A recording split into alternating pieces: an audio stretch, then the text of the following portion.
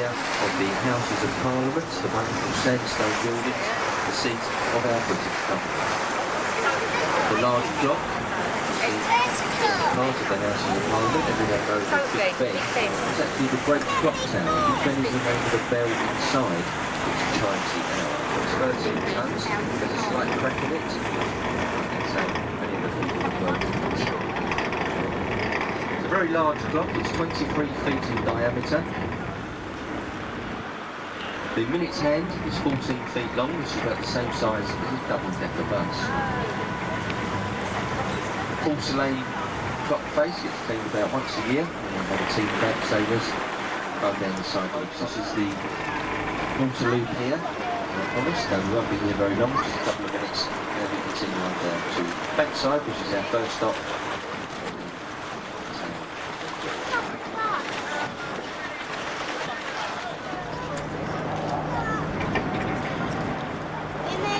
As you can see, folks, towering above the jetty here is the British Airways London Eye, the largest Ferris wheel in the world. It stands at 465 feet tall. There's 32 air-conditioned luxury glass capsules attached to the side. So on our right we have IBM, Industrial Business Machines, a company. And then the tall white building is Kent House, headquarters for London Weekends, to commemorate the 12th century Blackfriars Dominican Monastery, which used to stand over to our left-hand side. Underneath the columns, you will see the Thames River. This is the London, Dover and Chatham railway line, but all that remains are these 12 red columns. Unfortunately, the bridge was taken down in 1984, as it became very unsafe and unstable. But the actual railway line, with fear. The bridge was swaying from side to side so badly that people were gripping onto the handrail for dear life. It was closed down for emergency reasons. It's called 2.5 years to stabilise the bridge, a further £6 million of cost. But it's now bringing much joy to the faces of Londoners and tourists alike. That's true. Replica of the globe. The project undertaken by the American actor and producer Sam Wanamaker. The globe took over 25 years to complete, but now performs wonderful Shakespearean plays on a daily basis, just like it was in the days of our bard and the most famous playwright of all time, Shakespeare.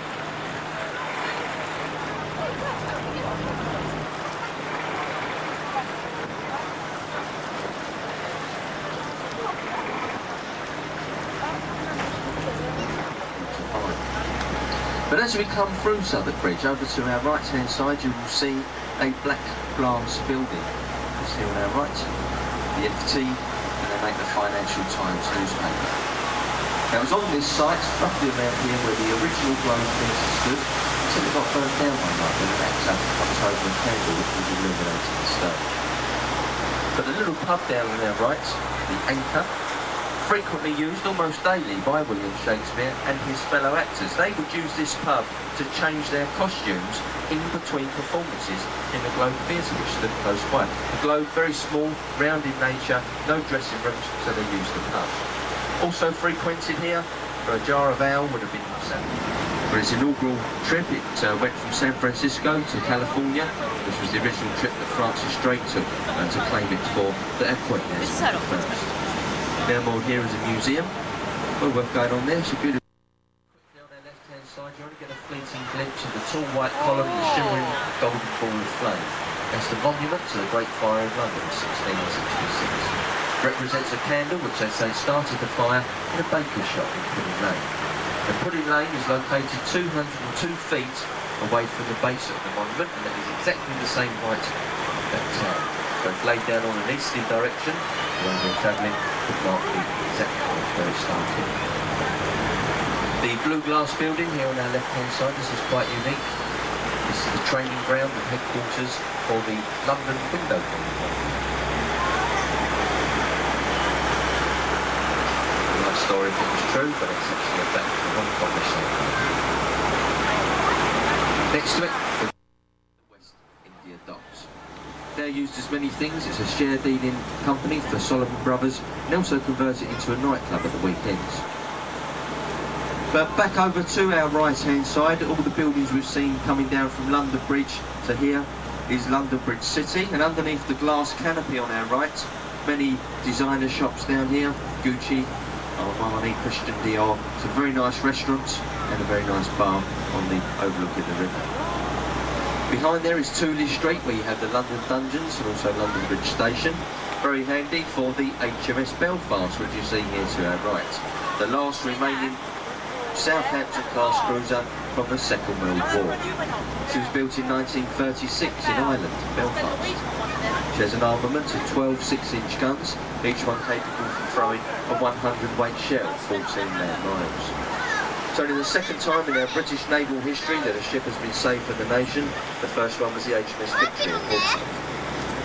You've got 9 decks to explore, right from the boiler rooms underneath water level, right to the captain's navigational bridge.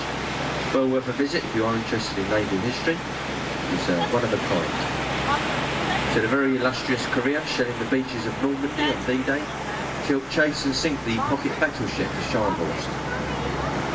She helped in the Arctic convoys around the Manx, and she would last fired her guns in anger in the Korean conflict of 1953, when she was a flagship for the United Nations.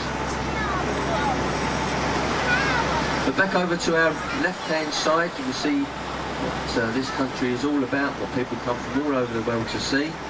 Most Londoners don't even bother to come and have a look at it. The Tower of London, the old medieval fortress.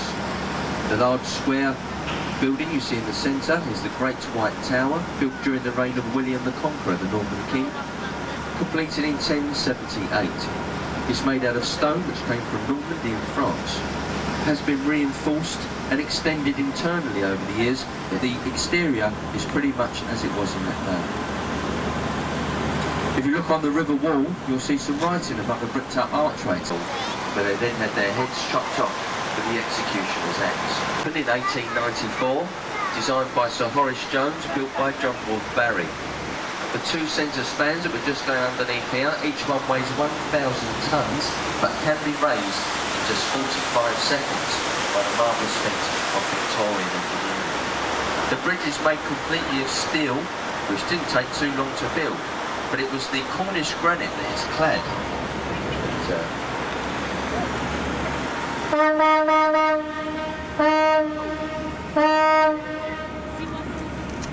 They took the time, the stonemasons and the craftsmen spent many years chiselling and shaping the Cornish granite into a marvellous bridge you see today. Only one of its kind. So a very small amount of large ships that we have coming up and down the river. You would be lucky to see this bridge open maybe 2-3 times a week if you're in the right place at the right time. But years ago, in the olden days, when the lower spans were open, pedestrians would use the top catwalks. See the upper lattice work, now encased in glass and open as a museum. But these were open to the general public to gain access to the north and south of the river. Parts of the bridge are open as a museum. It's called the Tower Bridge Experience. Well worth having a look across. And the centre span started to open unexpectedly, so the bus driver had to jump about an 8-foot gap in between the spans of the bridge. And in 1977, the bridge was painted red, white and blue to celebrate the Queen's 25th Silver Jubilee.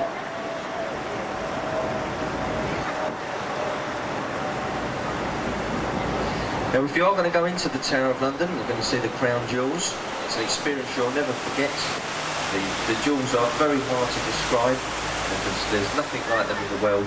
The Queen's state crown, which she wears at the opening of Parliament and also in her coronation, has the marvellous uncut ruby in the top, which was given to the Black Prince by Pedro the Cruel. This ruby is about the size of your fist. It was also the Bloody Tower. Now this is where the 2 young nephews of Richard III were taken in here and executed. They were said to be on the orders of Richard III, but that was unfounded, and that allegation has later been disproved. Their bodies disappeared and they were never found until 200 years later. They was found while some excavation was taking place in the grounds of the tower. They were dug up, exhumed, and then given a more decent burial than are now in the Westminster Abbey.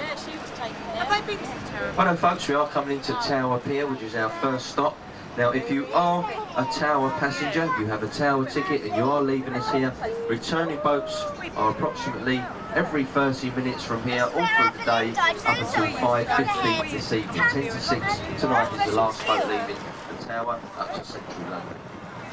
So if you are leaving us here, I would like to thank you very much for your kind attention on their way downstream. And as I pointed out at the very beginning, folks, commentaries on these pleasure boats are done by a member of the crew, as you can see. The captain is navigating the vessel. I'm the engineer of the boat to keep it running safely. And we do the commentaries purely to make your trip more interesting. We're not paid for this in any way, we leave it entirely up to you, because we do know that most people sometimes don't speak a lot of English, and that would be a little bit unfair.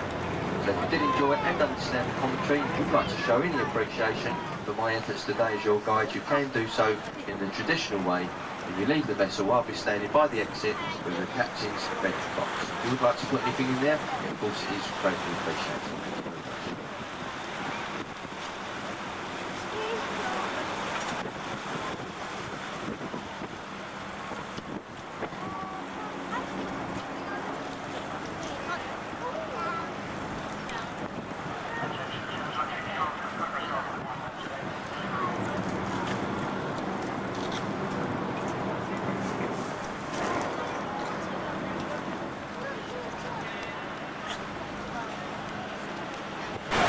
Although we do come out of the more historical part of the Thames and into the industrial part of our river, there are just as interesting places all over the street.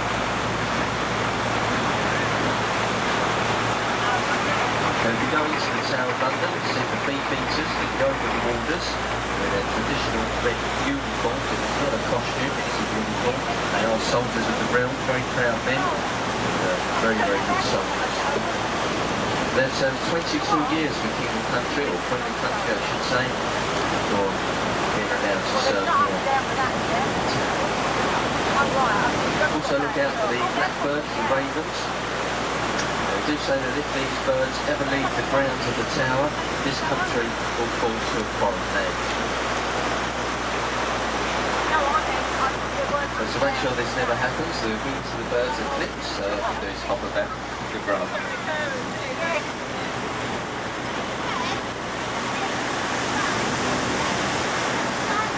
Now as we come through Tower Bridge once again, over to our left-hand side, we have the Thistle Tower Hotel, which is built on the site of the old Iron Wharf. Now behind that we have St Catherine's Dock, designed by Thomas Telford back in 1828.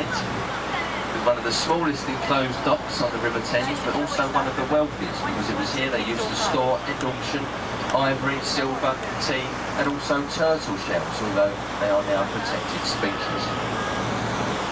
Now the dock was closed down in 1968 by the Port of London Authority, and is now a complex of bars, restaurants and a luxury yacht marina. And if you look down the little dock entrance there, you can see the boats just waiting.